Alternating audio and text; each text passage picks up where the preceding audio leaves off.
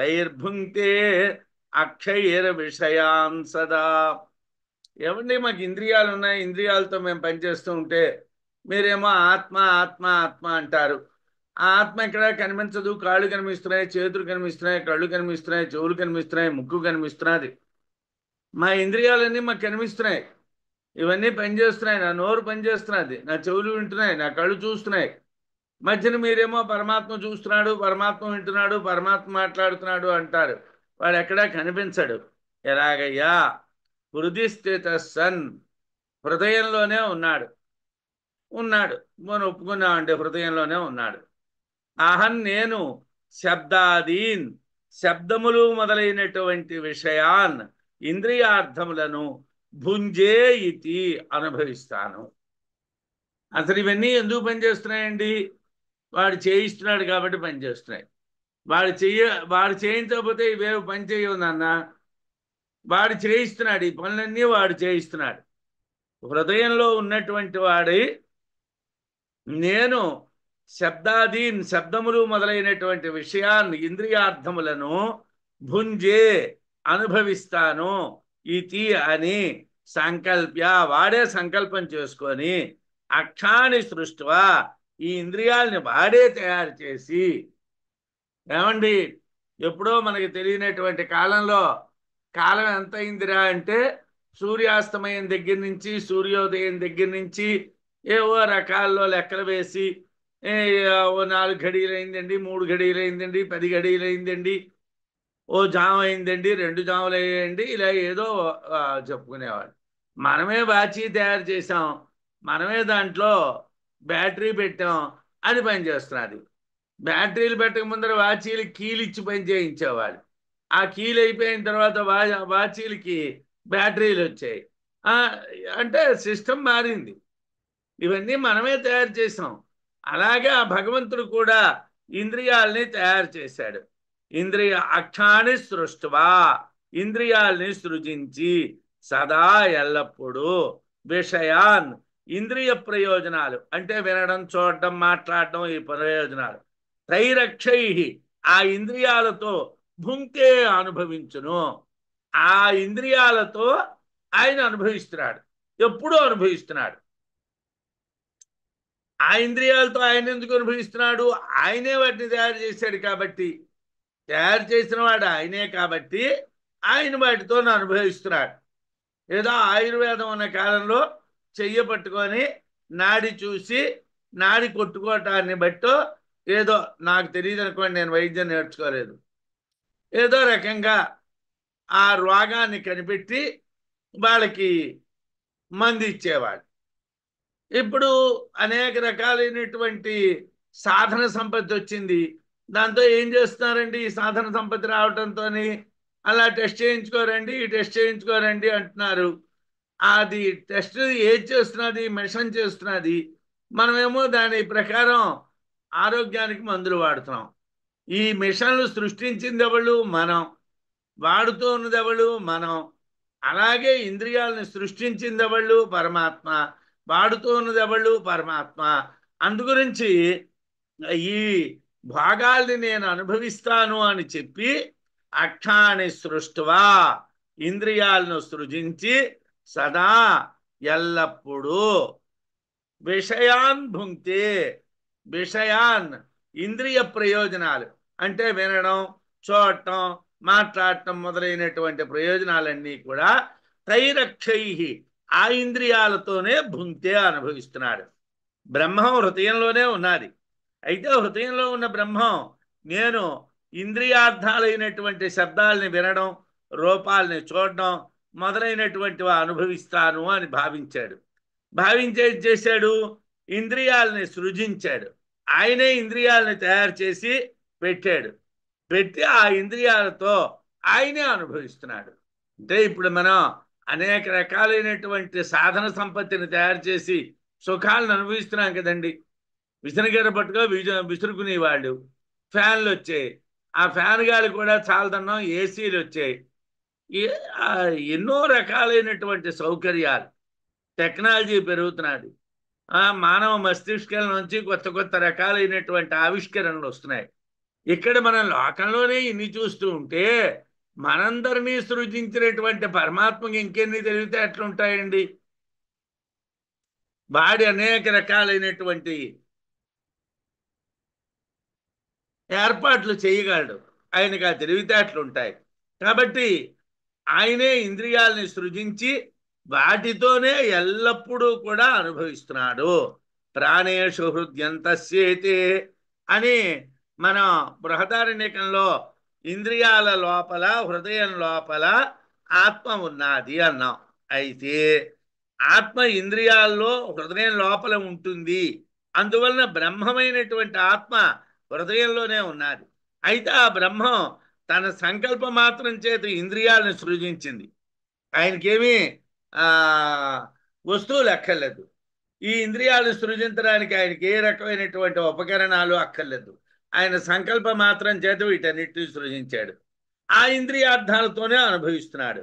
ఈ విషయాల్ని మైత్రాయణి ఉపనిషత్తులో జ్ఞానేంద్రియాలు కిరణాలు అని చెప్పటం చూసాం. కిరణాలు అన్నాడు. కిరణాలు అంటే ఏవో సూర్యుని యొక్క కిరణాల్లా కిరణాలు కావు. ఆ బుద్ధీంద్రియాల్ని జ్ఞానేంద్రియాల్ని కిరణములు అని పేరు పెట్టాడు. దేహో రథ పంచహయా దేహో రథ పంచహయాస్తస్య కర్మేంద్రియాణి చ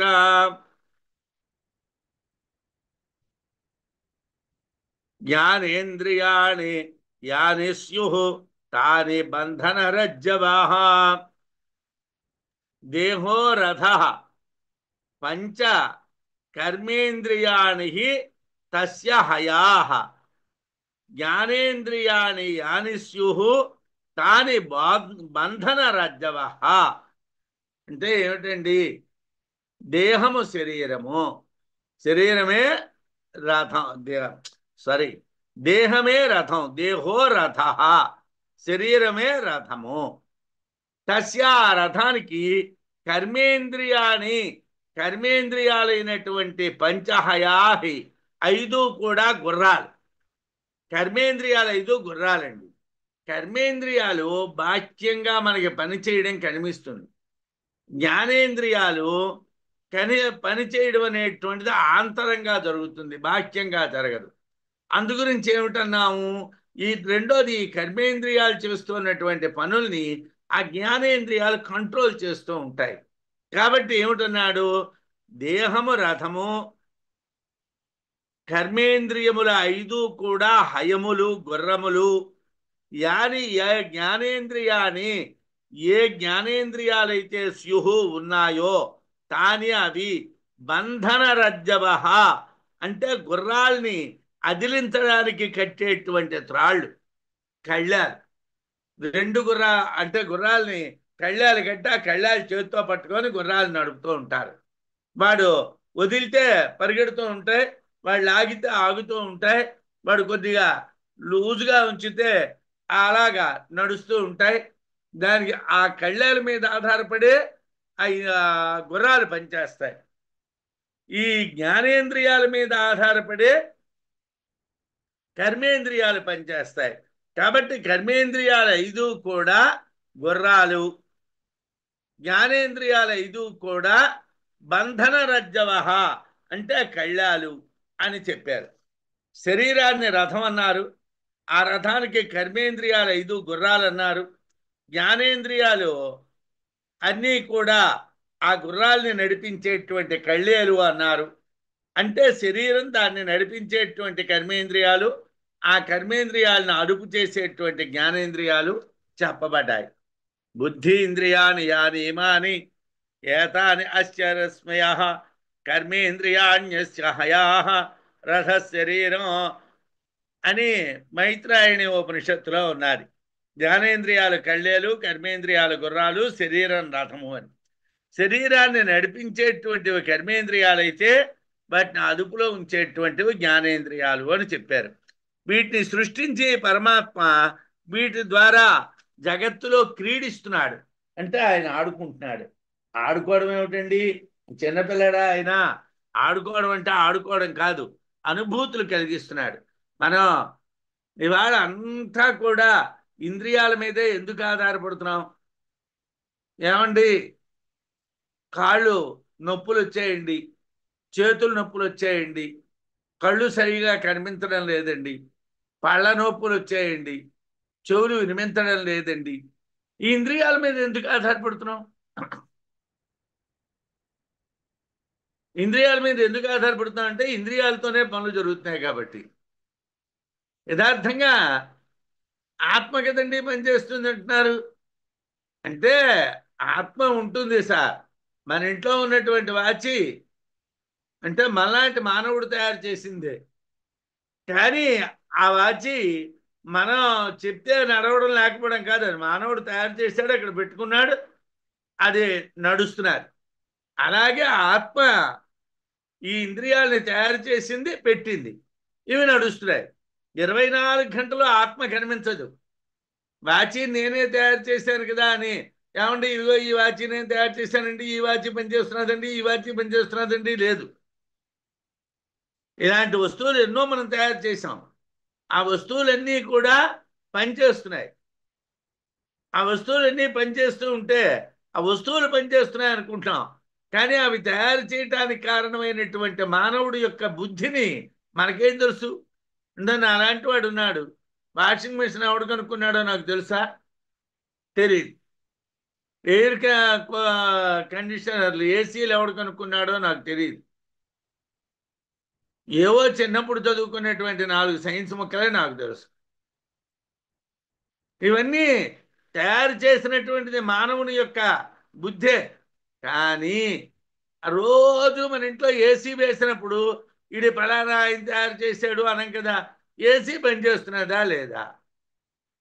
లేకపోతే వాషింగ్ మెషిన్ పనిచేస్తున్నదా లేదా? ఫ్యాన్ పనిచేస్తున్నదా లేదా?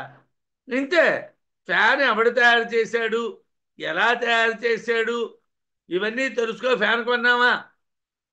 అలాగే ఇంద్రియాలని మనం అనుభవిస్తున్నాం, ఇంద్రియాలతో కర్మల్ని మనం అనుభవిస్తున్నాం. కానీ ఆ ఇంద్రియాలు ఎక్కడ తయారయ్యాయో, ఆ ఇంద్రియాలు దేని వల్ల పనిచేస్తున్నాయో మనకి తెలియదు. మనకి తెలియకుండా నడుస్తున్నది. అవి ఎక్కడ పుట్టాయి? ఆత్మ యొక్క సంకల్పం వల్ల పుట్టాయి. అవి ఎక్కడ నడుస్తున్నాయి? ఆత్మ యొక్క సంకల్పం వల్ల నడుస్తున్నాయి. మనోత్ర సారథి సర్వై అవచ్చిన్నే ఈశతాం వ్రజేత్ వ్రజన్ ఈశతాం వ్రజన్ చిదాత్మా చేతనం దేహ కృత్వా ప్రేరయతే సదా. ఏమండి, ఈ ఇంద్రియాలను నడిపించడం విషయంలో ఎవరైనా ఓ మేనేజర్ ఉన్నాడా? ఇప్పుడు మనం వెళ్ళాం, ఏమంటే ఫ్యాన్ కావాలని అడిగాం, ఫ్యాన్ కొన్నాం, ఫ్యాన్ కొంటే ఓ గ్యారంటీ కార్డు ఇచ్చాడు. ఓవేళ కానీ ఈ ఫ్యాన్ ఏడాదిలోనో 2 ఏళ్లలోనో లేకపోతే వాడు ఏదో ఇచ్చిన వారంటీ 3 ఏళ్లలోనో పోతే మీకు ఫ్రీగా సర్వీసింగ్ చేస్తాం అని ఇచ్చాడు. అది సర్వీసింగ్ చేస్తా అన్నాడు, మరొకటి కొత్తది ఇస్తాను లేదు, నేను కొత్తది తయారు చేస్తాను లేదు. అలాగే అత్ర సారథి, ఈ శరీరం అనేటువంటి రథానికి ఒక సారథి ఉన్నాడు, ఒక నడిపించేవాడు ఉన్నాడు. వాడెవడండి? మనస్సు, మనహ. ఈ అత్ర సారథి, ఈ దేహం అనేటువంటి రథానికి సారథి మనహ, మనస్సు. సర్వైరవచ్ఛిన్న, అన్ని ఇంద్రియములతో కూడి ఈశతాం వ్రజన్, అంటే ప్రభుత్వాన్ని, ఈశ్వరత్వాన్ని పొంది, అంటే వాడే దానికి యజమాని, వాడే నడిపిస్తున్నాడు అన్నట్టుగా మనకు అనిపిస్తుంది. ఎవరండి? మనస్సు. ఏమండి, నా మనస్సుకి నచ్చలేదండి, మీరు చేసిన పని నాకు నచ్చలేదండి. నీకెందుకు నచ్చాలయ్యా? వాడికో మనస్సు ఏడిచింది కదా, వాడి మనస్సుకు నచ్చిన పని వాడు చేసుకున్నాడు, నీ మనస్సుకు నచ్చిన పని నువ్వు చేసుకున్నావు. నీ మనస్సుకు నచ్చలేదంటే ఎలాగవుతుంది? మనస్సు అనేటువంటిది సంకల్పాన్ని నడిపించేటువంటిది. ఆ సంకల్పాన్ని నడిపించేటువంటి ఇంద్రియం. అంటే సంకల్పంతో ఇంద్రియాలని తయారు చేశాడు కాబట్టి ఆ సంకల్పాన్ని నడిపించేది ఒకటి ఉండాలి కదా. వీళ్ళందరికీ ఓ మేనేజర్ని అపాయింట్ చేశాడు. ఆ మేనేజర్ ఎవడండి అని అంటే మనస్సు. వాడు ఏమిటి చేస్తాడయ్యా అంటే వీటన్నిటిని నడిపిస్తాడు. కొరడా పట్టుకొని కొడుతూ ఉంటాడు. ఇలా నడవండి అలా నడవండి అని చెప్తూ ఉంటాడు. సర్వైరవచ్ఛిన్న, అన్ని ఇంద్రియములతో కూడి ఈశతామ్రజన్, వాడే ఈశ్వరుడా, ఆ మనస్సే ప్రభువా అన్న స్థితిని పొందినవాడై చిదాత్మ, చిత్తైనటువంటి ఆత్మ సదా ఎల్లప్పుడూ దేహం శరీరమును చేతనం కృత్వా, ఈ మనస్సు అనేటువంటిది, ఈ ఇంద్రియములు అనేటువంటివి, ఇవన్నీ ఆయన తయారు చేశాడు కదండి. ఇవన్నీ ఉన్నప్పుడు వీళ్ళన్నిటికీ వీటన్నిటికీ కూడా ఒక యజమాని ఉండాలి కదా. ఆ యజమాన స్వరూపం కింద మారాడు. యథార్థానికి పరమాత్మ కర్త కాడు, భోక్త కాడు. కాబట్టి చేయించేవాడు కాడు, చేసేవాడు కాడు. కానీ ఆయన అలా మారాడు. ఆయన ఆ రూపంలోకి మారాడు. ఎందుకు మారాడయ్యా అంటే ఇవన్నీ పనిచేయాలంటే ఆయన అక్కడ యజమానిగా కొరడా పట్టుకొని ఉంటేనే వీళ్ళందరూ పనిచేస్తారు. ఈ చిదాత్మ సదా ఎల్లప్పుడూ శరీరం చేతనం కృత్వా, శరీరాన్ని చైతన్యవంతంగా చేస్తూ ప్రేరయతే, ప్రేరేపిస్తుంది. ఏమంటే చిదాత్మ స్వయంగా ఈ పని చేస్తుందా అంటే ఈశతామ్రజన్ అంటే ఈశ్వరుడుగా మారి. ఏమిటండి ఈశ్వరుడుగా మారడం? జీవేశ్వరుడుగా మారి. అంటే సాక్షాత్తుగా చిదాత్మ ఈ వ్యవహారంలో దూరదు. ఈ వ్యవహారంలో ఎవరు దూరతారు? ఈ ఇంద్రియాలతోని, ఈ ప్రాణంతోని, ఈ శరీరంతోని సంబంధం ఉన్నటువంటి జీవుడు అనేటువంటి వాడి పనులు చేయిస్తాడు. వాడిని జీవాత్మ అంటాం. అక్కడ యథార్థానికి ఎవరుంటారు? ఆ జీవుడి దగ్గర పరిపూర్ణమైనటువంటి చిదాత్మ ఉండదు. చిదాత్మ యొక్క ఆభాస మాత్రమే ఉంటుంది, ఛాయ మాత్రమే ఉంటుంది. ఏమండి? చిచ్ఛాయావాన్ అహంకార జీవో నామ ప్రాణధారక. జీవుడు అంటే ప్రాణాన్ని ధరించేవాడు. చిచ్ఛాయావాన్ అహంకార, చిత్తు యొక్క ఛాయ అహంకారం. ఈ పనులన్నీ నడిపిస్తున్నటువంటి వాడు ఎవడండి అని అంటే చిత్తు యొక్క ఛాయ. ఆ చిత్తు రాడు సార్. వాడేమో దీంట్లోకి రాడు, మన వ్యవస్థలోకి వాడు రాడు. వాడు అవతలే ఉంటాడు, వీటన్నిటికీ అవతల ఉంటాడు.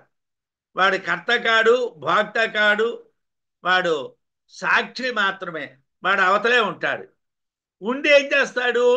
వాడి యొక్క ఛాయ చేతనం నడిపిస్తూ ఉంటాడు.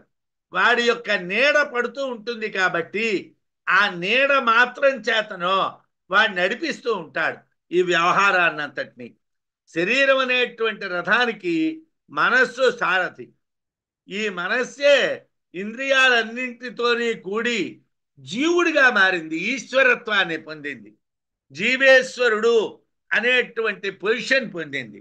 అయితే ప్రాణము మనము రెండు చిత్తము యొక్క ఛాయను పొందుట వలననే, అంటే ప్రాణం అనేటువంటిది కానీ మనస్సు అనేటువంటిది కానీ చిత్తు యొక్క నీడ పడ్డం వల్లనే ఈశ్వరత్వాన్ని పొందుతున్నాయి. ఆ చిదాత్మ ఈ శరీరాన్ని చేతనంగా చేసి ఇది నడిచేటట్టుగా చేసి ఎల్లప్పుడూ నడిపిస్తుంది, ఎప్పుడూ నడిపిస్తుంది. సాక్షాత్తుగా చిదాత్మ వ్యక్తము కాకుండా, సాక్షాత్తుగా చిదాత్మ రంగంలోకి రాదు. అది రంగంలోకి వచ్చి ఒరే మీరు పని చేయండిరా, మీరు పని చేయండిరా, మీరు పని చేయండిరా అని అది చెప్పదు. అది దాని యొక్క ఛాయ చేతనే చేయిస్తుంది.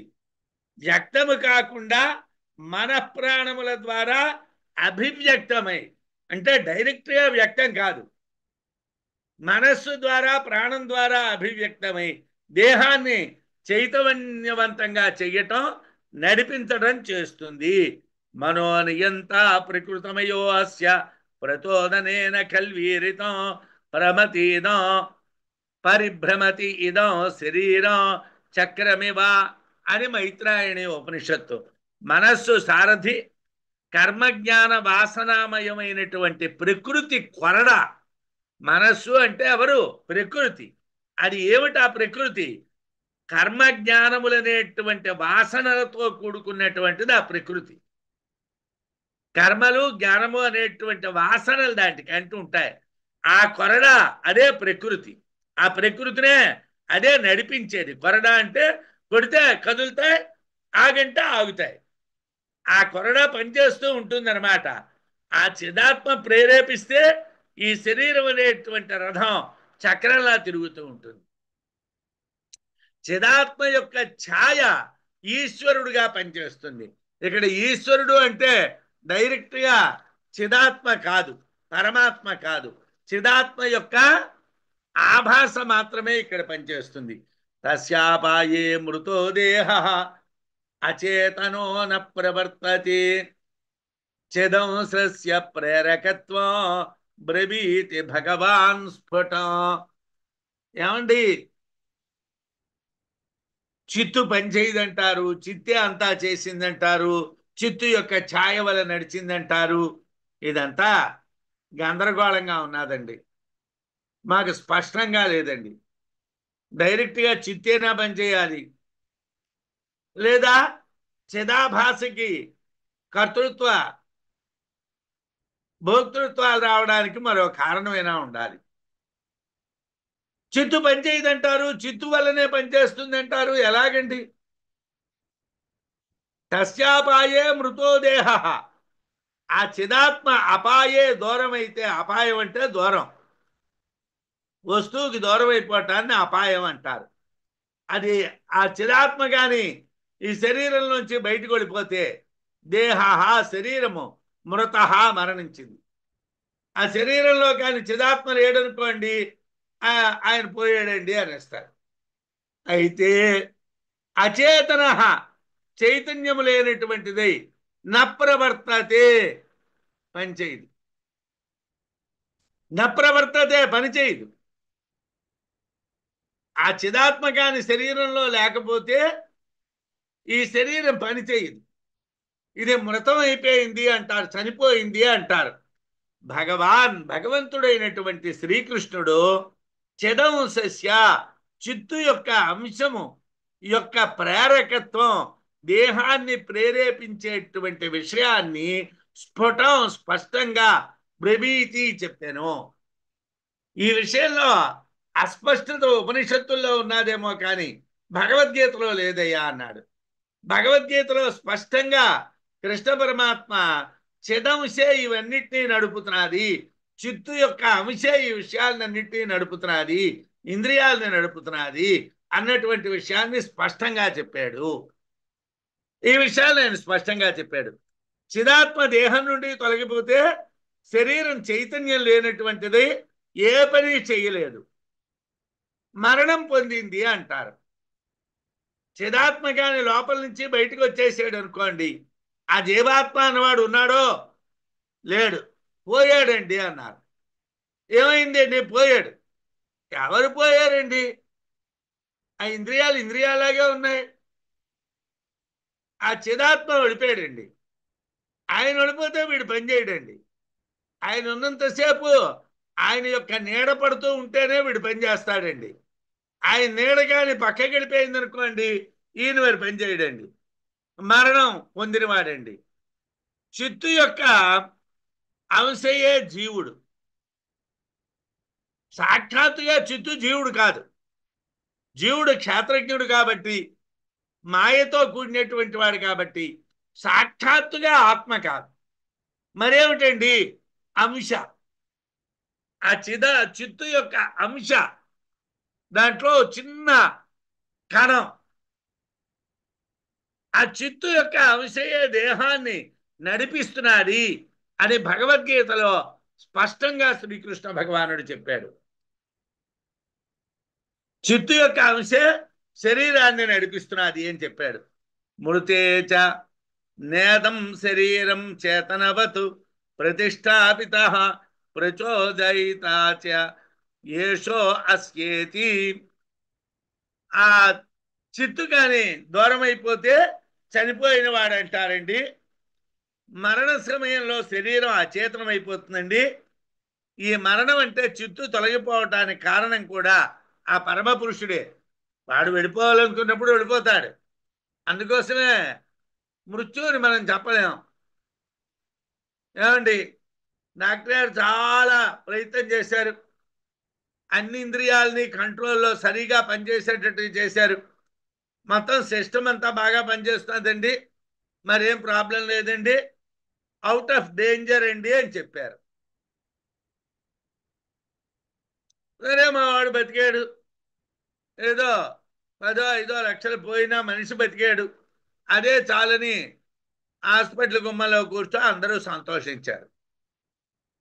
మరో 5 నిమిషాల్లోనో 10 నిమిషాల్లోనో అరగంటలోనో గంటలోనో పూటలోనో వచ్చి డాక్టర్ గారు, సారీ సార్, మేము చేయగలిగినటువంటి ప్రయత్నం అంతా చేశాం, బట్ పేషెంట్ సర్వైవ్ అవ్వలేదండి, చనిపోయాడండి అని చెప్తారు. అన్నీ సరిగా పనిచేసి ఎలా పోయాడండి? వాడు ఓడిపోయాడు.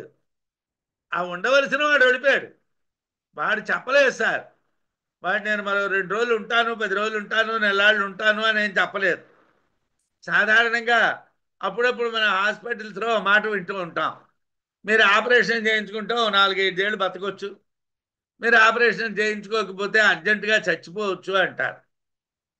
ఆపరేషన్ చేసిన తర్వాత కూడా వాడు పోతూ ఉంటాడు అప్పుడప్పుడు. అదేమిటి సార్ 4-5 ఏళ్ళు బతుకుతారని సిస్టమ్ ప్రకారం వాళ్ళు చెప్పారు. అంటే వాళ్ళు ఏం చెప్పారు? నీ సిస్టంలో ఉన్నటువంటి లోపాలన్నీ తొలగించాం కాబట్టి నీ సిస్టమ్ పనిచేస్తుంది అని చెప్పాం. కానీ అసలు సిస్టానికి ఉండేటువంటి పవరు ఆత్మ, అది కట్ అయిపోయింది. ఆ పవర్ కట్ అయిపోతే అది పని చేయలేదు. సిస్టమ్ లాగే ఉన్నది, దాంట్లో ఏ తేడా లేదు, బట్ ఆత్మ లేదు కాబట్టి వాడు చనిపోయాడు. దీనికి కూడా కారణం ఎవరండి? పరమేశ్వరుడే కారణం అండి, పరమ పురుషుడే, పరమాత్మే కారణం అండి. మమైవాంశో జీవభూత, మమైవాంశో జీవలోకే, జీవభూత సనాతన, మనశ్షష్టాని ఇంద్రియాణి ప్రకృతిస్థాని కర్షతి. లోకంలో ఇది భగవద్గీతలో శ్లోకం. అదేమిటి సార్ భగవద్గీతలో శ్లోకం అనుభూతి ప్రకాశంలో పెట్టేశారంటే, పూర్వం పెద్దవాళ్ళకి మనలాగా ఈగో ఫీలింగ్లు ఉండేవి కావండి. అంటే నేను చాలా గొప్పవాడిని, నాకు అన్నీ తెలుసు, నేను చెప్పినటువంటిది 100% కూడా పర్ఫెక్ట్ అన్నటువంటిది ఉండేది కాదు. అందుకన్నా ముందు పెద్దవాళ్ళు ఎవరైనా ఉంటే వాళ్ళు ఏదైనా చెప్తే దాన్ని అంగీకరించేవాళ్ళు. అంగీకరించి ఆయన పెద్ద ఆయన అలా చెప్పారు కదండి, అలాగే ఈ విషయాన్ని మనం తీసుకోవాలండి అని చెప్పేవాళ్ళు. మొన్నటి వరకు ఈ సంప్రదాయం ఉండేదండి. పూర్వ కవులు రాసినటువంటి దాన్ని అధునాతనమైనటువంటి కవులు గౌరవించేవాళ్ళండి. ఏమండి,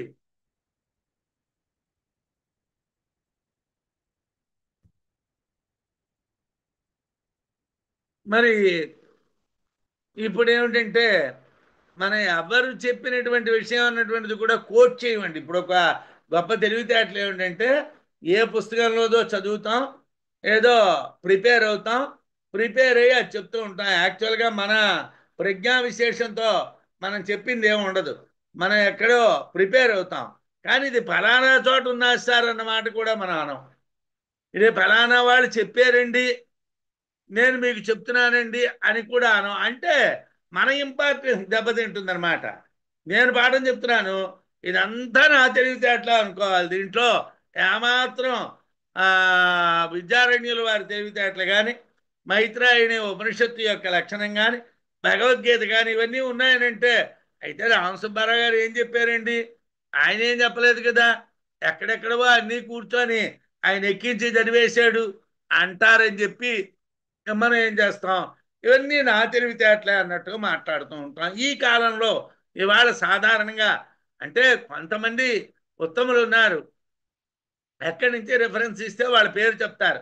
ఫలానా వాళ్ళు ఈ విషయాన్ని ఇలా చెప్పారు, ఫలానా వాళ్ళు ఈ విషయాన్ని ఇలా చెప్పారు, ఫలానా వాళ్ళు ఈ విషయాన్ని ఇలా చెప్పారు, మనం ఇలా అర్థం చేసుకోవాలి అని కంక్లూజన్ చెప్తారు. యాక్చువల్గా అదే కరెక్ట్ పద్ధతి.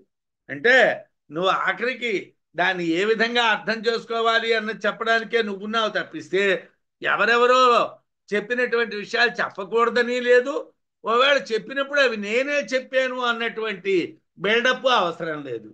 మమైవ అంశ జీవలోకే జీవభూత సనాతన మనశ్షష్టాని ఇంద్రియాణి ప్రకృతి స్థాని కర్షతి.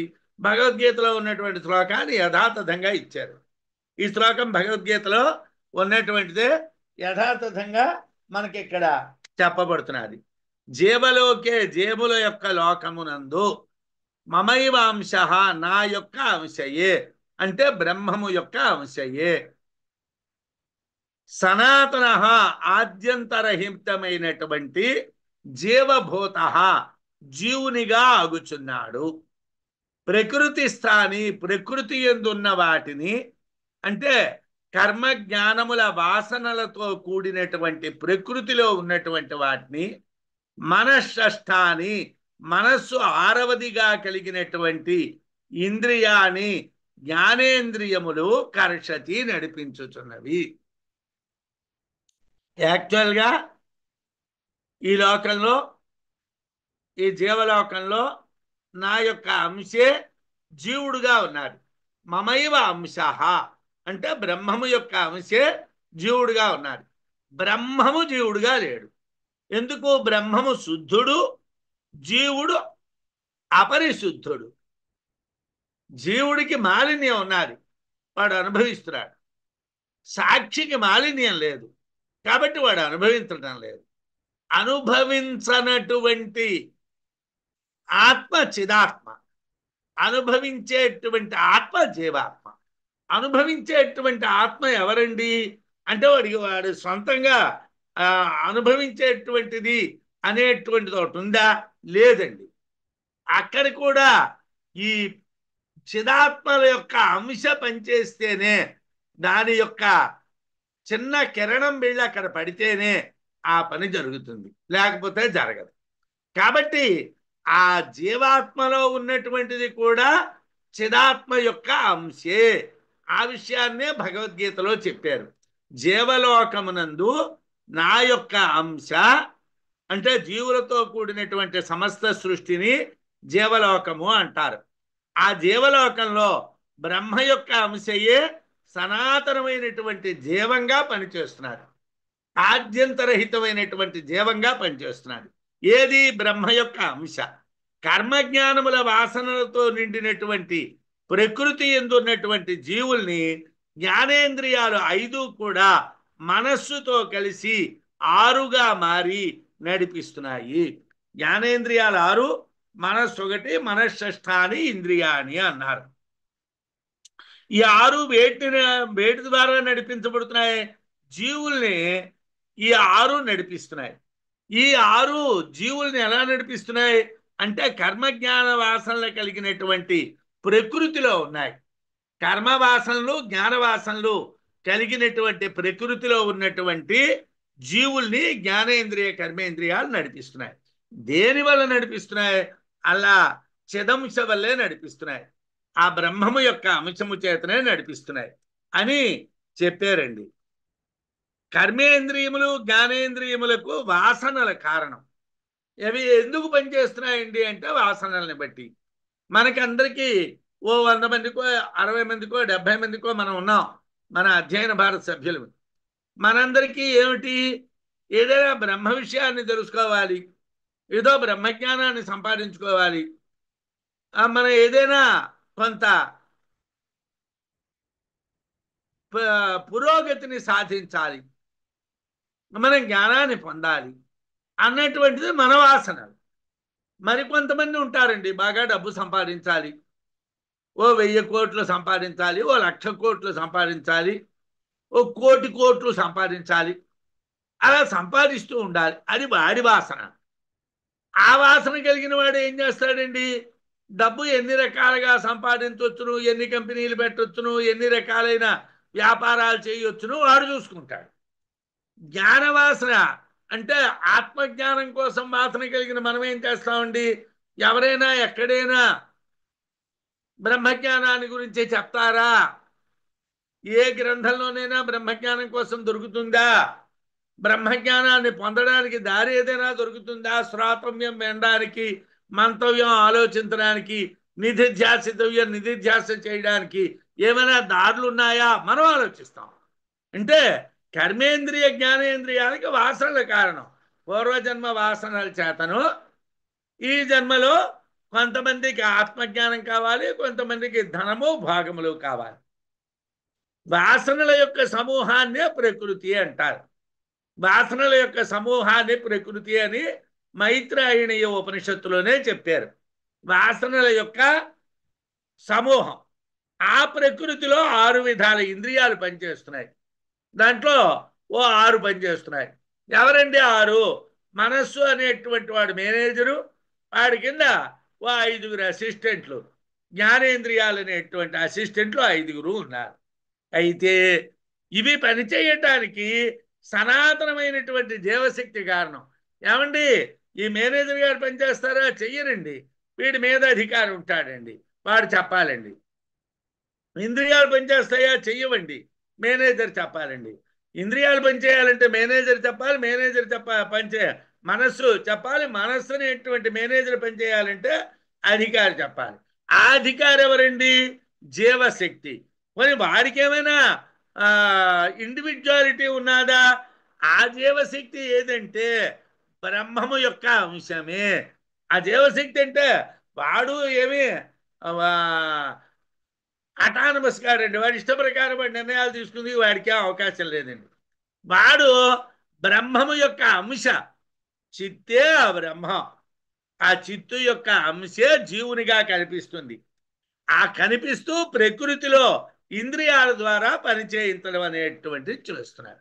అంటే బ్రహ్మ జీవుల్లో ప్రతిఫలించి జీవుడు మనస్సు ద్వారా ఇంద్రియాల ద్వారా పనిచేసేటట్టుగా చూస్తున్నారు.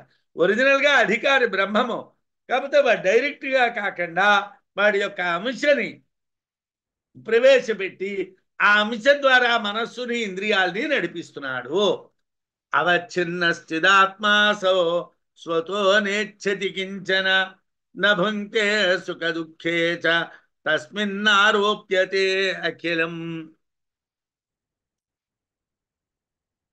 అసౌ చిదాత్మ. ఈ చిదాత్మ అవచ్ఛిన్న దేహేంద్రియ సంఘాత రూప జీవుని యందు ఉన్నవాడై వాడు దాంట్లో ఉన్నాడు. ఈ చిదాత్మ అన్నటువంటి వాడు ఈ దేహము, ఈ ఇంద్రియాలు, ఏ ప్రాణము అనేటువంటి సంఘాతాల మధ్యన ఉన్నాడు. జీవునిలో ఉన్నాడు. కించన ఉన్నాడు కదండి. కించన ఏ కొద్ది మాత్రము కూడా నేచ్చతి కోరుకోడు. అయితే ఆ లోపల ఉన్నటువంటి వాడు బ్రహ్మం కదండి. వాడు అయ్యో ఈ మనిషి డబ్బు కోసం పిచ్చెత్తిపోతున్నాడే, ఏదో భాగాల కోసం పిచ్చెత్తిపోతున్నాడే, వీడిని కాస్త మళ్ళించి వీడికి జ్ఞానం వైపు మనస్సు పెట్టిద్దాను ఆడేమనుకోడు. ఆ లోపల ఉన్నటువంటి ఆత్మ సాక్షి అంటే వాడు సాక్షి. నువ్వు తాగుతున్నావు, తాగు. నువ్వు తింటున్నావు, తిను. నువ్వు భోగాలు అనుభవిస్తున్నావు, అనుభవించు. నువ్వు డబ్బు సంపాదిస్తున్నావు, సంపాదించు. అబ్బే ఇవన్నీ ఎందుకండి? నువ్వు వైరాగ్యాన్ని పొందావు, పొందు. ఏదానికి అన్నిటికీ వాడు సాక్షి మాత్రమే. వాడు అన్నిటికీ సాక్షిగా ఉంటాడు, కానీ వాడు దేన్ని కోరుకోడు. వాడికంటూ ఏ ఇండివిజువల్గా ఏ రకమైనటువంటి కోరిక లేదు. సుఖ దుఃఖేచ, సుఖములు దుఃఖములు కూడా నభుంక్తే అనుభవించాడు. అయ్యో ఏదో కష్టం వచ్చింది తపాలమని చచ్చిపోడు. అయ్యో సుఖం వచ్చింది కుప్పిగంతులు వేయడు. ఈ కుప్పిగంతులు వేసేవాడు మనస్సు, ఏడ్చేవాడు మనస్సు. ఏడ్చేవాడు మనస్సే, ఆనందించేవాడు మనస్సే. కానీ ఈ ఏడుపు, ఈ ఆనందము, ఈ రెండు ఆ ఆత్మకి లేవు. తస్మిన్ ఆ చిదాత్మ యందు అఖిలం సమస్తము కూడా ఆరోప్యతే ఆరోపించబడుతున్నది. అంటే ఏమండి, పాపం వాడికి చాలా కష్టం వచ్చిందండి, వాడు ఎంత బాధపడుతున్నాడు నండి, ఏమిటైపోతున్నాడు నండి, ఇవన్నీ పాపం వాడికే దుఃఖాలన్నీ వచ్చాయండి అన్నాం. ఏమిటో వాడు చాలా పెద్ద పొజిషన్ కోల్పోయాడురా. వాళ్ళు ఎలా ఉండేవాళ్ళు? ఈ ఊర్లోనే ఉండేవాళ్ళరా, పాకలో ఉండేవాళ్ళరా, పురింట్లో ఉండేవాళ్ళరా, పెంకుటింట్లో ఉండేవాళ్ళరా. ఇవాళ వాడు చాలా పెద్దవాడు అయిపోయాడు, అమెరికాలోని వాడు చాలా పెద్ద పొజిషన్లో ఉన్నాడురా. ఈ రెండిటికి ఆత్మకి ఏ సంబంధం లేదు. ఈ రెండిటికి, ఈ పురిపాక్కి వాడి సంబంధం లేదు, ఈ భోగానికి వాడి సంబంధం లేదు. ఈ రెండు వాడి మీద నువ్వు చేస్తున్న ఆరోపణలు. వాడి దేహ ఇంద్రియ ప్రాణ సంఘాతం మధ్యన ఉన్నాడు, వాడి మీద నువ్వు ఆరోపణలు చేస్తున్నావు. కానీ వాడికి అమెరికాలోని వైట్ హౌస్లో కూర్చోబెట్టిన, ఇండియాలో పులిపాకలో కూర్చోబెట్టిన వాడికి డిఫరెన్స్ ఏమీ లేదు. వాడికి రెండింటికి డిఫరెన్స్ లేదు. వాడికి పులిపాకి కానీ ఆ బంగళాకి కానీ రెండింటికి వాడికి తేడా ఏమీ లేదండి. వాడి రెండింటి విషయంలో ఏమీ మార్పు చెందడు. వాడి ఎందు ఆరోపణ మాత్రమే. వాడు సుఖాన్ని అనుభవిస్తున్నాడు అంటున్నాం, వాడు దుఃఖాన్ని అనుభవిస్తున్నాడు అంటున్నాం. యాక్చువల్గా వాడు సుఖాల్ని అనుభవించడం లేదు, వాడు దుఃఖాల్ని అనుభవించడం లేదు. చిదాత్మ జీవమునందు కలిసి ఉన్నటువంటి వాడి తనంతట తానుగా దేనిని కోరడు, ఏ సుఖ దుఃఖాల్ని అనుభవించడు. వాడు దేన్ని కోరుకోడు, వాడు దేన్ని అనుభవించడు. కానీ అంతా ఆత్మ ఎందే ఉన్నది అని ఆరోపిస్తూ ఉంటాం. అంతా ఆత్మలోనే ఉన్నదని ఆరోపణ చేస్తూ ఉంటాం. అది ఆరోపణ మాత్రమే. సర్వేష్వపి శరీరేషు భాతి తద్ధర్మవానివ నతిష్ఠతి స్వతస్తేషు నాపి తద్ధర్మ సంయుత. ఏమండి, ఆత్మ అనుభవించదంటే ఎలాగంటే లోపలే ఉన్నాడు కదా, వాడు అనుభవించడా? లోపల ఉంటాడు కానీ వాడు అంటాడండి, వాడు అంటకుండా ఉంటాడండి. అంటని వాడికి ఏమిటి ఉంటుందండి? ఏమండి, స్టవ్ వెలిగించామండి, దాని మీద మూకుడు పెట్టామండి, మూకుడులో మనం వస్తువు వేసామండి, ఆ వేడికి అది కాలిందండి. ఓకే సార్, దాంట్లో అనుమానం లేదు. అక్కడ మంట ఉన్నది, మూకుడు ఉన్నది, వస్తువు ఉన్నది, అది బాగా వేడెక్కింది. ఇక్కడేమిటి? శరీరం అనేటువంటి మూకుడు ఉన్నది, సుఖ దుఃఖాలు అనేటువంటి వస్తువులు ఉన్నాయి, మనస్సు అనేటువంటి మంట ఉన్నది, అంటే జీవుడు అనేటువంటి మంట ఉన్నది. కానీ ఆ జీవుడితో ఆ చిదంశ కలిసి లేదు, దూరంగానూ లేదు. ఓన్లీ వాడు ఉండి చూస్తున్నాడు. ఓహో, వాడు కాలుతున్నాడా? కాలని. వేడెక్కిందా? ఎక్కని. చల్లబడ్డాదా? పడని. ఆయన అలా పక్కన ఉండి చూస్తున్నాడు. ఆయన జీవుడు కాడు, అంటే మంట కాడు, ఆయన మూకుడు కాడు, ఆయనేమో దేహం కాడు, ఆయన వస్తువు కాడు, సుఖ దుఃఖాలు కాడు. సుఖ దుఃఖాలు కావు, ఆయనకి సుఖ దుఃఖాలు లేవు, ఆయనకి వీటితో సంబంధం లేదు. ఆయన వీటిని చూసి వచ్చాయి సుఖాలు వచ్చాయి, వాడేమో ఆనందించాడు, తూష్ణీం భావంగా ఉంటాడు. మైత్రాయణి ఉపనిషత్తులో ఆవిడ అడిగింది, ఏమయ్యా నువ్వు నాకు ఐశ్వర్యం పంచిస్తానంటున్నావు కదా, యాజ్ఞవల్క్యుడి భార్య, దీంతో నేనేమిటి పొందొచ్చును అని అడిగింది. ఏమీ పొందడానికి లేదన్నాడు. మరెందుకు నాకు ఇది అన్నాడు. ఇవాళ 1000 కోట్లు ఉన్నది, వాడు ఏమిటి పొందాడు? ఏమీ పొందలేదు, ఏమీ లేదు. వాడికి ఏమిటి లేదు? ఏమీ లేదు, వాడికి పోలేదు. ఉండడం లేకపోవడం అనేటువంటిది జీవుడికి సంబంధించినటువంటి విషయం కానీ ఆత్మకి సంబంధించినటువంటి విషయం కాదు. వాడు భాగాలను అనుభవించడు, దుఃఖాలను అనుభవించడు. అంతా ఆత్మయందే ఆరోపించబడుతుంది. సర్వేష్వపి శరీరేషు, శరీరము అన్ని శరీరముల యందు కూడా తద్ధర్మవానివా, ఆ దేహధర్మము కలవాని వలె భాతి ఆత్మ ప్రకాశించును. ఆత్మ మనం ఏమిటనుకుంటాం?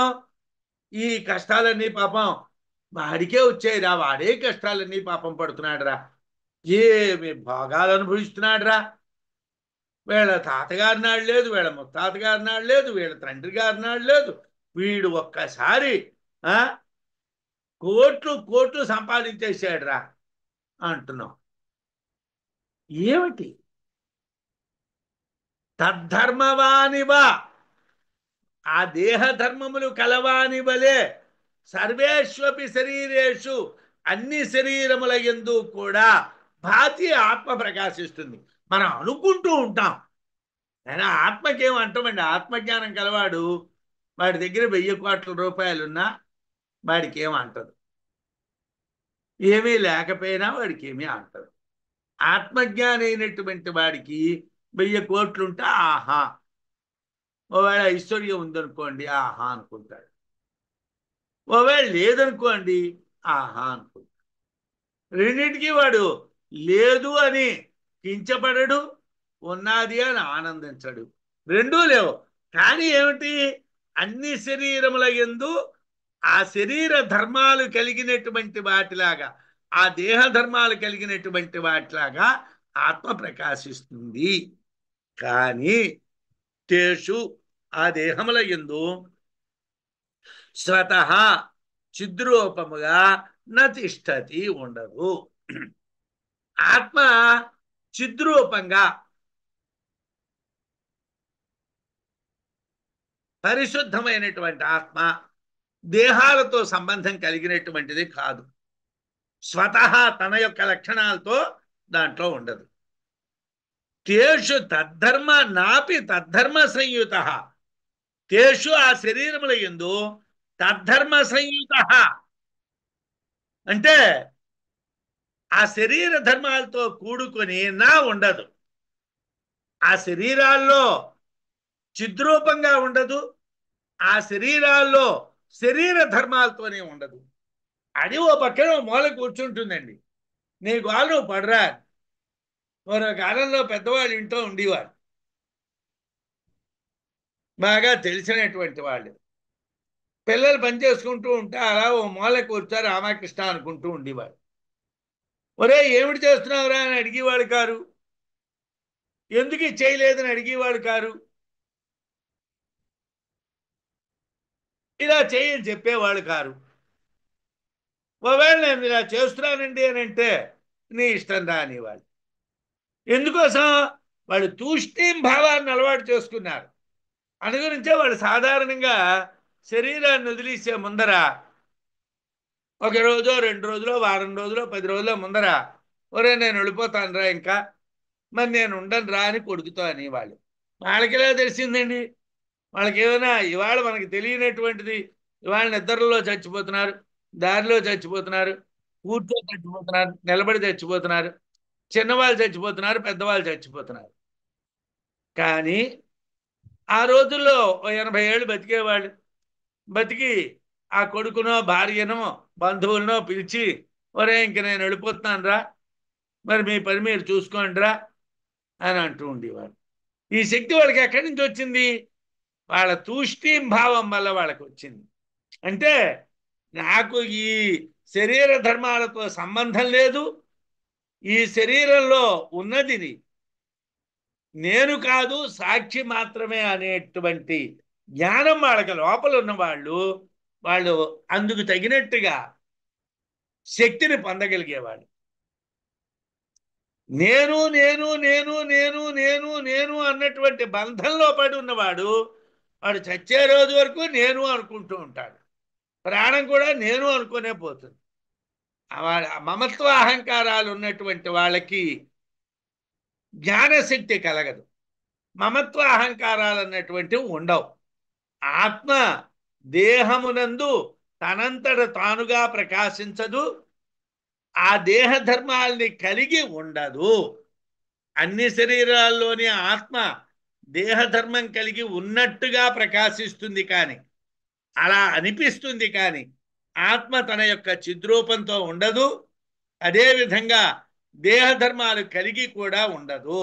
సవాయేష ఆత్మేత్యద వశన్నీతైవ సితాసితై కర్మఫలై అభిభూయమానయవ ప్రతి శరీరం చరతి అని మైత్రాయణీయ ఉపనిషత్తులో ఒక పాఠం. ఇక్కడ 2 పాఠాలు ఉన్నాయి. మైత్రాయణీయ ఉపనిషత్తులో మరో పాఠం కూడా ఉన్నది. సవాయేష ఆత్మ యహ ఉశంతి కవయః సితాసితై కర్మఫలై అనభిభూతైవ ప్రతి శరీరేషు చరంతి. ఇవి 2 పాఠాలు. 2 పాఠాలకి అర్థాలు ఉన్నాయి. మొదటి పాఠం ప్రకారం ఈ చిదాత్మకు జీవాత్మ వశమై శుభాశుభ కర్మల చేత పీడింపబడుతూ ప్రతి శరీరంలోని ఉంటుంది అని అర్థం. అంటే చిదాత్మకు జీవాత్మ లొంగి ఉంటుంది, శుభాశుభ కర్మల చేతను ఆ జీవాత్మ పీడించబడుతూ ఉంటుంది, ప్రతి శరీరంలోని ఉంటుంది అన్నది మొదటి పాఠానికి అర్థం. రెండో పాఠంలో ఏ ఆత్మ అయితే ఉన్నాదో అని ప్రారంభించాలి. ఎం అనేటువంటిది అధ్యాహారం. ఇక్కడ ఎం అన్నటువంటి పదం వాడలేదు కదండి అని అంటే ఆ పదాన్ని తెచ్చుకోమన్నారు. తెచ్చుకొని ఎం అనేటువంటి అధ్యాహారమైనటువంటి పదాన్ని వాడి ఏదో అది దేనిని ఉశంతి అంటే మనోహరముగా మేధావులు తెలియచున్నారో, చాలా బాగుంటుంది అనుకుంటున్నారో అది పరప్రేమాస్పదమైనటువంటి ప్రత్యగ్ రూపముగా తెలియబడుతున్నది. అంటే పరమాత్మకి ప్రేమాస్పదమైనటువంటి ప్రత్యేగాత్మ.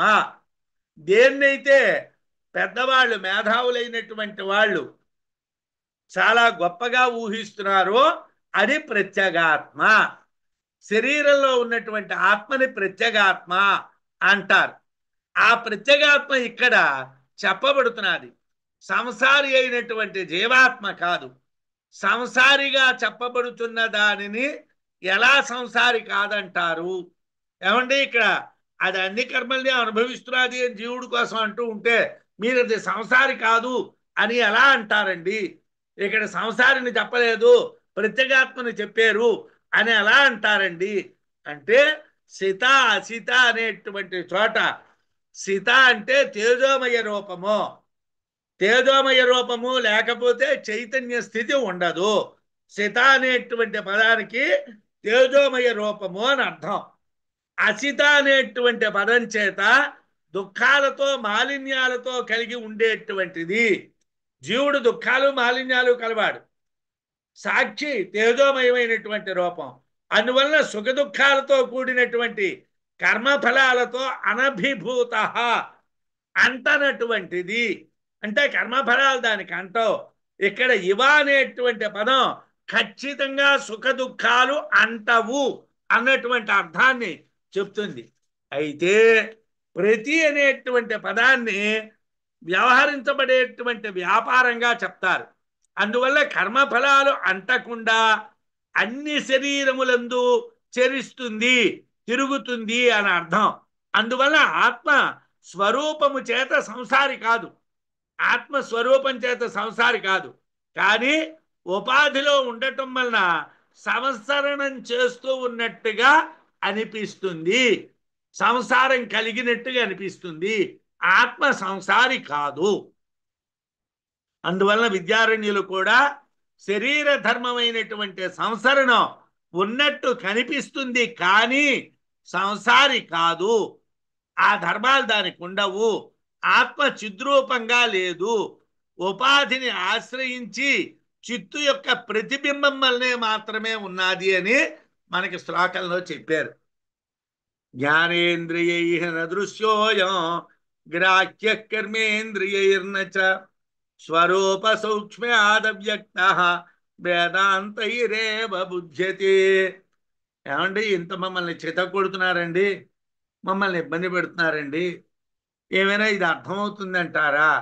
వేదాంతైరేవ బుధ్యతే. ఉపనిషత్తుల వలన మాత్రమే తెలుస్తుంది. జ్ఞానం కావాలి అని అంటే ఉపనిషత్తులు పట్టుకోవాలి.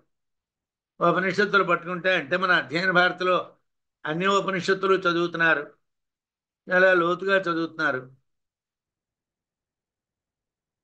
ఆ ఉపనిషత్తుల్ని మనం బాగా లోతుగా చదవటం వలన మనం ఆత్మజ్ఞానాన్ని గురించి తెలుసుకుందికి అర్హులం అవుతున్నాం. సరే, ఈ ప్రయత్నంలో ఇవాళ ఎంతవరకు సఫలీకృతం అయ్యాం అంటే, ఒకవేళ కానీ మనం పరిపూర్ణతని పొందలేకపోతే అంటే నేనైతే పొందుతాను అన్న మాట అన్నాం.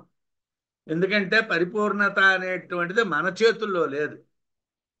ఎవరిని ఆత్మ కోరుకుంటుందో వాళ్ళకే ఆత్మ తెలుస్తుంది. కానీ ఆత్మని మనం బాగా చదవడం చేతన కానీ బాగా వినడం చేతన కానీ పొందడానికి సాధ్యం కాదు. ఆత్మని మనం కోరుకోవాలి, ఆత్మ మన అనుగ్రహించాలి.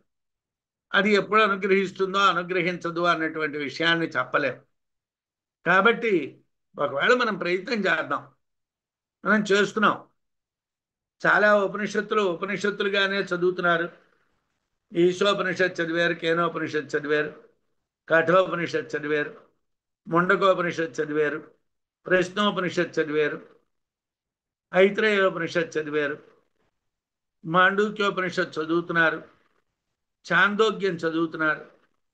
అంటే సుమారులో అన్ని ఉపనిషత్తులు, దశోపనిషత్తులు కూడా ప్రయత్నం చేస్తున్నారు. అలాగే ఈ అనుభూతి ప్రకాశంలో ఆ దశోపనిషత్తులు కాకుండా ఇతరమైనటువంటి ఉపనిషత్తుల్ని కూడా చదువుతున్నాం. ఇప్పుడు మనం చదువుతున్నది మైత్రాయణ్య ఉపనిషత్తు, ఇంతకుముందు మనం కౌశీతకోపనిషత్తు చదివాం. ఇలాగా మనం అవి కానటువంటి గ్రంథాలని కూడా చదువుతున్నాం. వాటిలో లేనటువంటి శ్వేతాశ్వతరోపనిషత్తు చదువుతాం, వాటిలో లేనటువంటి నృసింహ తాపిన్య ఉపనిషత్తు చదువుతాం. కాబట్టి మొత్తం మీద చూసుకున్నట్టుగైతే ఉపనిషత్ జ్ఞానం మనకు కలుగుతున్నది. ఉపనిషత్ జ్ఞానం కలిగితే ఆత్మజ్ఞానం కలుగుతుంది. కాబట్టి మన ఆత్మను పొందడానికి అవకాశం ఉంటుంది. ఒకవేళ ఈ జన్మలో సాధ్యం కాకపోతే మనకి నహి కళ్యాణకృత్ కశ్చిత్ దుర్గతిని తాత గచ్చతి అని మరో జన్మేనా దీన్ని మననం చెయ్యగలిగేటువంటి జన్మ పరమేశ్వరుడు మనకిచ్చి మనని ఆయనలో లీనం చేసుకుంటాడని మన నమ్మకంతో ముందుకు వెళ్ళాలి. అయం ఆత్మ జ్ఞానేంద్రియై, జ్ఞానేంద్రియముల చేత నదృశ్య, చూడబడదు. జ్ఞానేంద్రియాలతో ఆత్మను చూడడం కుదరదు. కర్మేంద్రియైశ్చ, కర్మేంద్రియముల చేత కూడా నగ్రాహ్య, గ్రహించబడదు.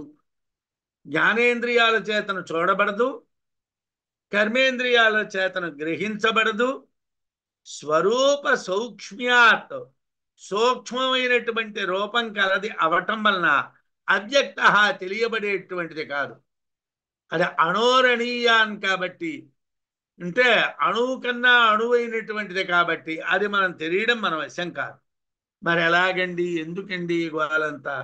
వేదాంతైరేవ లభ్యతే బుధ్యతే, వేదాంతై, వేదాంతముల చేత మాత్రమే, అంటే వేదాంతుల చేత మాత్రమే, బ్రహ్మజ్ఞాన సంపన్నుల చేత మాత్రమే బుధ్యతే, తెలియబడుచున్నది.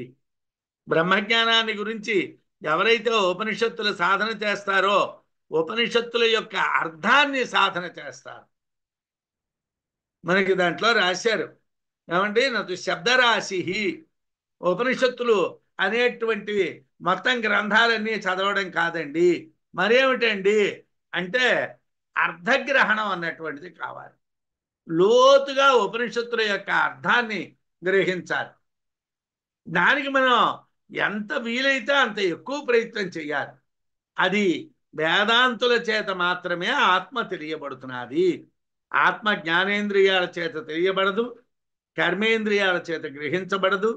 ఆత్మ చాలా సూక్ష్మమైనటువంటిది అవటం చేతను అవ్యక్తమైనటువంటిది కాబట్టి, ఆత్మ తెలియబడదు. కాబట్టి వేదాంతుల చేత మాత్రమే ఆత్మ తెలియబడుతుంది. నిర్మమత్వాత్ సర్వగోపి శరీరేషు చ తిష్ఠతి, అకర్త అపి అనభిజ్ఞైస్తు కర్తే వాసౌ విభావ్యతే. యథార్థానికి ఆత్మ లక్షణాన్ని మనకు చెప్తున్నాడు. నిర్మమత్వాత్, మమకారము లేనందువలన, సర్వగహ, అంతటా వ్యాపించిన ఆత్మ, శరీరేషు చాపి, శరీరముల యందు కూడా తిష్ఠతి ఉన్నది. ఏమంటే ఆత్మ శరీరాల్లో ఎందుకున్నదయ్యా? అంతటా ఉన్నదండి, ఆ శరీరాల్లో కూడా ఉన్నదండి. అంతటా ఉంది కాబట్టి శరీరాల్లో కూడా ఉంది. అకర్తాపి, కర్త కాకపోయినప్పటికీ, అనభిజ్ఞయిస్తూ, ఆత్మజ్ఞానము లేనటువంటి వారికి మాత్రము అసౌ, ఈ ఆత్మ కర్తాయవ విభావ్యతే, కర్తవలే భావన కలిగిస్తుంది. యథార్థానికి తెలియనటువంటి వాళ్ళే కర్తని ఆత్మకర్త అనుకుంటారు. కానీ ఏమాత్రం వేదాంత పరిజ్ఞానం ఉన్నా ఆత్మకర్త కాదు. ఏమాత్రం పరిజ్ఞానం మనకున్నా ఆత్మ కర్త కాదు. ఆత్మకు మమకారం లేదు. మమకారం అనేటువంటి దేహధర్మం, అది లేనటువంటిది ఆత్మ. ఆత్మ అంతటా వ్యాపించి ఉన్నది కాబట్టి శరీరంలో కూడా ఉన్నది. ఆత్మ కర్త కాదు. కానీ ఆత్మజ్ఞానం లేనటువంటి వాళ్ళు, అంటే ఆత్మను తెలియనటువంటి వాళ్ళు మాత్రం ఆత్మను కర్తగా ఊహించుకుంటారు. వారిది భ్రాంతి మాత్రమే. అవ్యక్తత్వాత్, సూక్ష్మత్వాత్, అదృశ్యత్వాత్, అగ్రాహ్యత్వాన్, నిర్మమత్వాచ్చ అనవస్థ అకర్త కర్తేవ అవస్థిత అని మైత్రాయణీయ ఉపనిషత్తు చెప్తున్నది. వ్యక్తం అంటే విషయగోచరము, దృశ్యము. దేహాది అజ్ఞాన విషయం, దానికంటే వేరైనటువంటిది కాబట్టి అవ్యక్తము. ఆత్మ దేని చేత నిలబెట్టబడేటువంటిది కాదు. ఆత్మకి ఏ ఆధేయము లేదు. ఆకాశం వలనే అమూర్తమైనటువంటిది, అవయవాలు లేనటువంటిది, అందువలన చాలా సూక్ష్మమైనటువంటిది. సూక్ష్మమైనటువంటిది కాబట్టి అది తెలియబడదు. మమకార అహంకారాలు లేనటువంటిది కాబట్టి చూడబడదు, గ్రహించబడదు. ఆత్మకు జాగ్రత్త అవస్థ కానీ, స్వప్నావస్థ కానీ, సుషుప్తావస్థ కానీ లేవు. కర్త కాదు, కానీ కర్తలాగా అనిపిస్తుంది. వేదానాముత్తరే భాగే ఇత్యాది గ్రంథవర్ణితం ఆత్మనో వాస్తవం రూపం కర్తృత్వం నాస్య విద్యతే. ఏమండి, ఈ విషయాల్ని ఎక్కడి నుంచి వివరించడం మనకి ప్రారంభించారంటే వేదానాముత్తరే భాగే 58వ శ్లోకం వేదానాముత్తరే భాగే అన్నటువంటి పాదంతో ప్రారంభం అవుతుంది. ఈ మైత్రాయణీయోపనిషత్తుకి సంబంధించి అనుభూతి ప్రకాశంలో చెప్పబడ్డటువంటి దాంట్లో 58వ శ్లోకంలో వేదానాముత్తరే భాగే అన్నటువంటిది 58వ శ్లోకం. అక్కడి నుంచి ప్రారంభమై వేదాంతములందు ఇత్యాది అని మొదలుగా కలిగినటువంటి గ్రంథవర్ణితం చెప్పబడినటువంటి విషయమంతా ఆత్మనః, ఆత్మ యొక్క వాస్తవం రూపం, యథార్థమైనటువంటి స్థితి, ఆత్మ యొక్క యథార్థమైనటువంటి స్థితి. అస్య ఆత్మకు కర్తృత్వం నవిద్యతే లేదు. ఆత్మకి కర్త అనేటువంటి స్థితి లేదు. ఈ 10వ అధ్యాయం 58వ శ్లోకం ప్రారంభించి ఎప్పటి వరకు చెప్పబడిందంతా కూడా ఆత్మ యొక్క వాస్తవమైనటువంటి స్వరూపము. ఆత్మకు కర్తృత్వము లేదు. ఆత్మ విషయమై అసంసారిత్వాన్ని స్పష్టంగా చెప్పారు. ఉపాధి ఎందున్నటువంటి ప్రత్యేగాత్మను జీవాత్మగా భ్రాంతి పడుతున్నారు అని చెప్పారు. యథార్థానికి చిత్తు యొక్క ప్రతిబింబమే జీవుడు, అదే దేహేంద్రియ సంఘాతానికి అభిమాని, అదే కర్త. కానీ ఆత్మ కర్త కాదు. సర్వోపనిషత్ సిద్ధ ఏష హృద్యుపలభ్యతే శుద్ధ స్థిరో అచలో నాస్య కర్త కర్మలేపోస్తి కశ్చన. సర్వోపనిషత్ సిద్ధ ఏష హృద్యుపలభ్యతే శుద్ధ స్థిర అచల నాస్య కర్మలేపోస్తి కశ్చన. సహా ఆత్మ సర్వ ఉపనిషద్ లభ్య సిద్ధ. అన్ని ఉపనిషత్తుల వలన సిద్ధిస్తున్నారు. అన్ని ఉపనిషత్తులు కూడా ఆత్మ గురించే చెప్తున్నాయి. ఉపనిషత్తులన్నీ చెప్పేది ఆత్మ కోసమే. ఏష, ఈ ఆత్మ హృదయమునందు ఉపలభ్యతే, పొందబడుతున్నది. ఈ ప్రత్యేగాత్మ హృదయంలోనే ఉంటుంది అంటున్నారు. శుద్ధ, ఇది శుద్ధమైనటువంటిది. స్థిర, స్థిరమైనటువంటిది. అచల, చెల్లించనటువంటిది.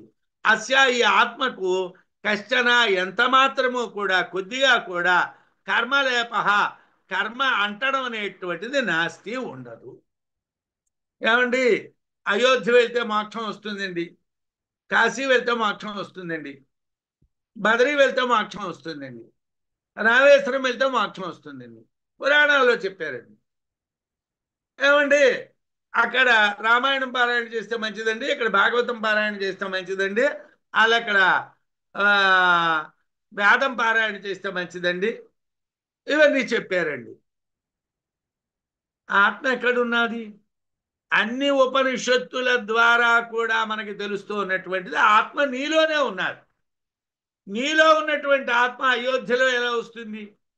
నీలో ఉన్నటువంటి ఆత్మ కాశీలో ఎలా వస్తుంది? నీలో ఉన్న ఆత్మ బదరీలో ఎలా వస్తుంది? నీకు అక్కడ ఏమిటి? ఒకవేళ నువ్వు ఏషణత్రయాన్ని విడిచిపెట్టేసి కాశీవో అయోధ్యో బదరీవో వెళ్ళిపోయి అన్నీ వదిలేసి వైరాగ్య లక్షణంచ వైరాగ్య లక్షణంతో నువ్వు అక్కడ కూర్చొని నువ్వు ఒకవేళ ఆత్మ గురించి చింతిస్తే ఆత్మ జ్ఞానం కలుగుతుంది. అదే వైరాగ్య లక్షణాన్ని నువ్వు మీ ఇంట్లో పొందినా నీకు ఆత్మ కలుగుతుంది. నువ్వు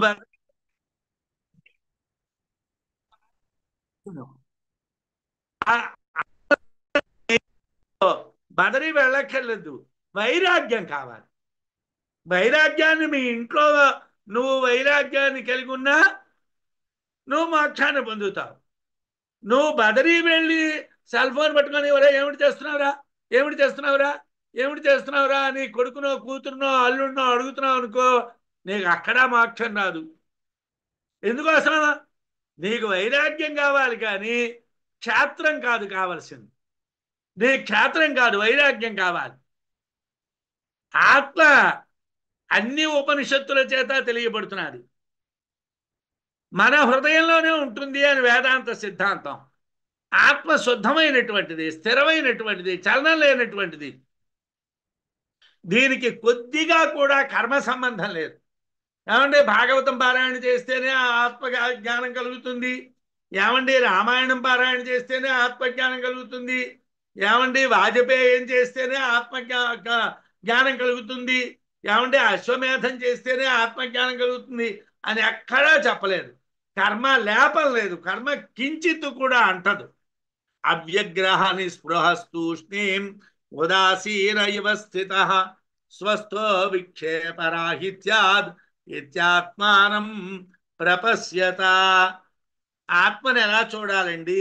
అవ్యగ్రహ చంచలత్వము లేనిది, వ్యగ్రము కానిది, నిస్పృహ దేని యందు ఆసక్తి లేనిది, కోరికలు లేనిది, తూష్ణీం తటస్థంగా ఉండేటువంటిది, ఉదాసీన ఇవ స్థితః దేనిని అంటనటువంటి దాని వలె ఉండేటువంటిది, విక్షేపరాహిత్యాత్ వికారములు లేకపోవటం వలన స్వస్థ తన యందే తాను ఉనికి కలిగినటువంటిది ఆత్మానం. అటువంటి స్వస్వరూప ఆత్మను ప్రపశ్యత చూడండి. అటువంటి ఆత్మని చూడండి. ఏమిటి ఆత్మ? వ్యగ్రము కానిది అంటే అనేక విధాలుగా ప్రవర్తించదు. దానికి ఏ రకమైనటువంటి ఆకులత్వము లేదు. అది చాలా నిశ్చలంగా ఉంటుంది. నిస్పృహ కోరికలు లేనటువంటిది, మౌనంగా ఉండేటువంటిది. తూష్ణీం, తూష్ణీం అంటే మౌనంగా ఉండేటువంటిది.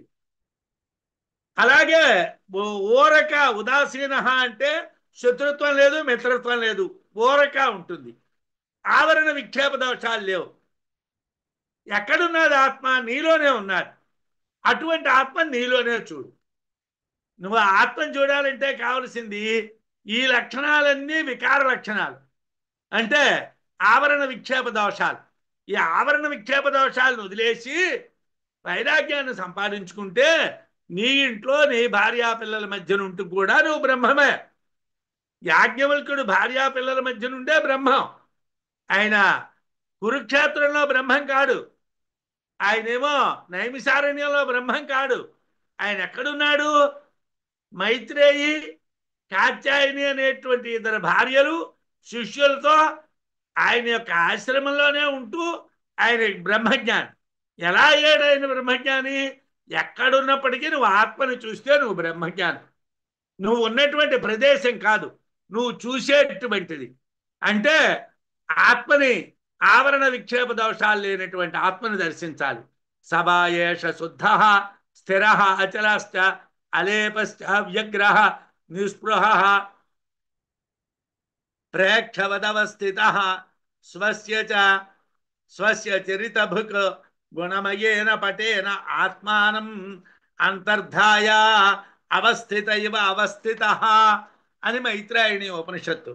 శుద్ధము అంటే మిథ్యాజ్ఞానాద్యశుద్ధి సంసర్గరహిత, మిథ్యాజ్ఞానము మొదలైనటువంటి దోషములు లేనటువంటిది. శుద్ధము అంటే మిథ్యాజ్ఞానం ఉండకూడదు, ఆత్మ మిథ్యాజ్ఞానం లేనటువంటిది. స్థిర సర్వస్య ఆగమాపాయ సాక్షిత్వాత్ స్థిర, ఆగమము లేదు అపాయము లేదు, అంటే దానికి అంటేది లేదు దాన్ని వదిలేది లేదు, అది దేన్ని అంటదు దేన్ని విడిచిపెట్టదు.